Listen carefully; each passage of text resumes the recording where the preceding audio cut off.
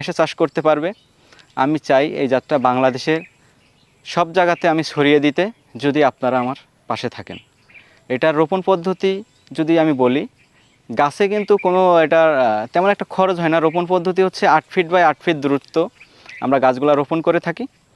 এবং রোপণ করার সময় যে মাদা তৈরি করতে হবে বা সারটার আগেতে দিয়ে রাখতে হবে, তেমন কোনো কিছু এটাতে নাই। আমি ন্যাচারালভাবে চাষ করছি। আমি যেমনভাবে চাষ করছি তেমনভাবে আপনাদেরকে আমি বলার চেষ্টা করছি। করার পরে যখন 7-8 মাস বয়স হলো, তখন গাছগুলো একটু ছড়াইলো, ডালপালা ছাড়লো, তখন আমি সার দিলাম। ঢ্যাপ সার, ইউরিয়া, টিএসপি এগুলো আমি গোড়াতে রিং করে দিছিলাম। তারপরের থেকে বছরে দেখা যাচ্ছে এই জমিতে আমি 6 থেকে 7 হাজার টাকার মানে টোটালে মিলিয়ে সার দিয়ে যা লিভার টিভার লাগে, লিভার তেমন একটা লাগে না। আর জমিতে আমি ঘাস মারা ওষুধটা দেই না। ছোটো যখন গাছ ছিল তখন আমি নিড়াই দিতাম, নিড়াই দিতাম, দিয়ে ঘাসগুলো পরিষ্কার করে দিতাম। আর এখন তো যেহেতু গাছ বড় হয়ে গেছে, নিচে